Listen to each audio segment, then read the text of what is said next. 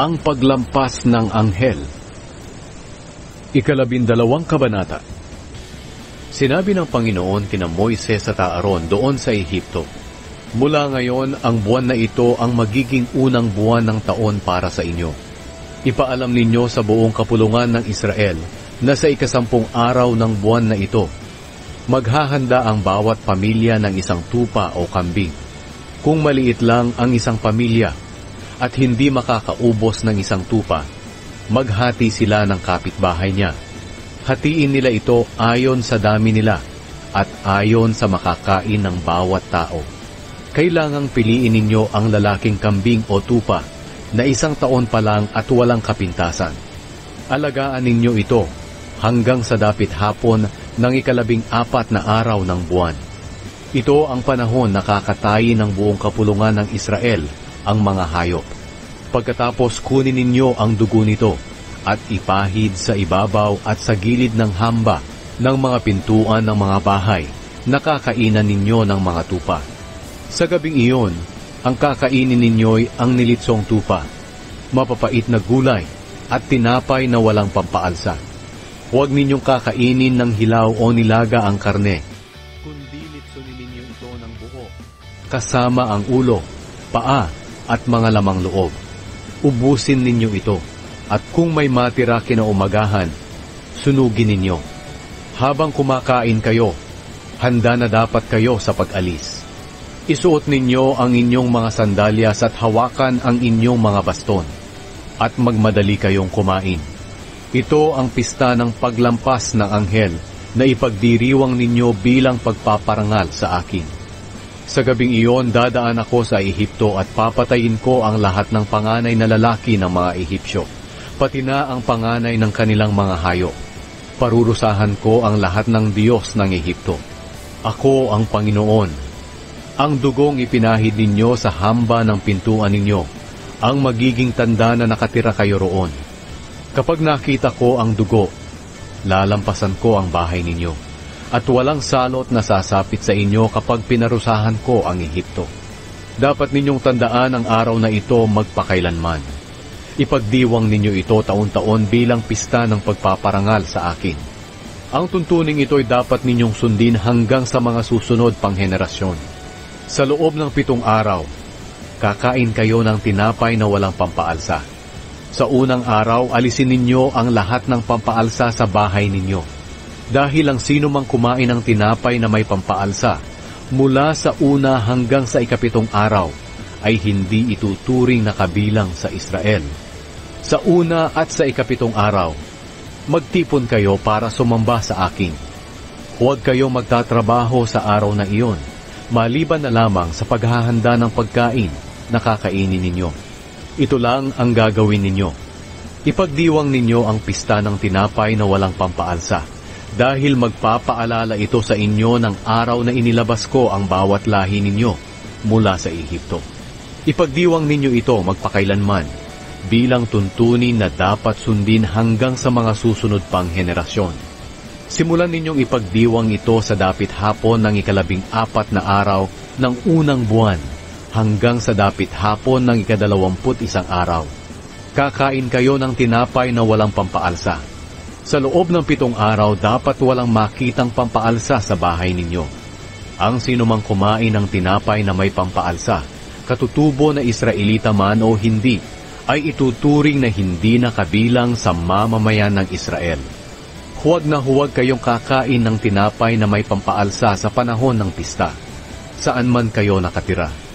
Pagkatapos, ipinatawag ni Moises ang lahat ng tagapamahala ng Israel at sinabi, "Sabihin ninyo sa lahat ng pamilya ninyo na kumuha sila ng tupa o kambing at katayin nila para ipagdiwang ang pista ng paglampas ng anghel. Patuluin ninyo ang dugo nito sa mangkok. Pagkatapos kumuha kayo ng mga sanga ng isopo at isawsaw ito sa dugo at ipahid sa ibabaw at gilid ng hamba ng pintuan ninyo. At walang lalabas sa mga bahay ninyo hanggang umaga. Dahil dadaan ang Panginoon sa Ehipto para patayin ang mga panganay na lalaki ng mga Ehipsyo. Pero kapag nakita ng Panginoon ang dugo sa ibabaw at sa gilid ng hamba ng mga pintuan ninyo, lalampasan lang niya ang mga bahay ninyo at hindi niya papayagan ang mamumuksa na pumasok sa mga bahay ninyo at patayin ang inyong mga panganay na lalaki. Ang tuntuning ito'y dapat ninyong sundin at ng inyong mga salinlahi magpakailanman. Ipagpatuloy pa rin ninyo ang seremonyang ito kapag nakapasok na kayo sa lupaing ipinangako ng Panginoon na ibibigay sa inyo. Kapag nagtanong ang mga anak ninyo kung ano ang ibig sabihin ng seremonyang ito, ito ang isasagot ninyo. Pista ito ng paglampas ng anghel bilang pagpaparangal sa Panginoon. Dahil nilampasan lang niya ang mga bahay ng mga Israelita sa Ehipto, nang patayin niya ang mga Ehipsyo. Pagkatapos magsalita ni Moises, yumukod ang mga Israelita at sumamba sa Panginoon. At sinunod nila ang iniutos ng Panginoon kina Moises at Aaron. Nang hating gabing iyon, pinatay ng Panginoon ang lahat ng panganay na lalaki sa Ehipto, mula sa panganay ng Faraon na tagapagmana ng kanyang trono, hanggang sa panganay ng mga bilanggo na nasa bilangguan. Pinatay din niya ang lahat ng panganay ng hayop. Nang gabing iyon, nagising ang Faraon at ang kanyang mga opisyal at ang lahat ng Ehipsyo. At narinig ang matinding iyakan sa Ehipto dahil walang bahay na hindi namatayan. Nang gabi ring iyon, ipinatawag ng Faraon sila Moises at Aaron at sinabi, "Umalis na kayo. Lisanin na ninyo ang aking bansa. Umalis na kayo at sumamba sa Panginoon, gaya ng ipinapakiusap ninyo. Dalhin ninyo ang mga hayop ninyo, gaya rin ng pakiusap ninyo at umalis kayo.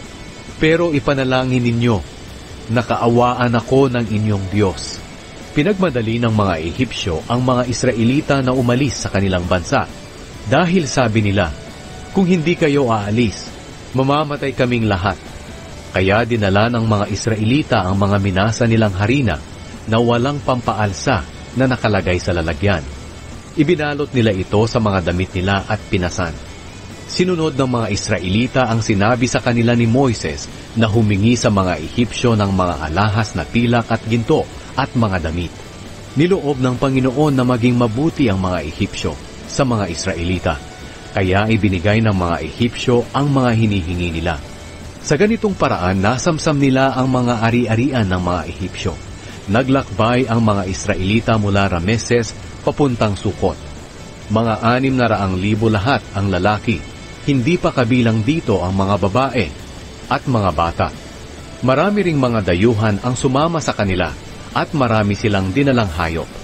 Nang huminto sila para kumain, nagluto sila ng tinapay na walang pampaalsa mula sa minasang harina na dala nila galing sa Ehipto.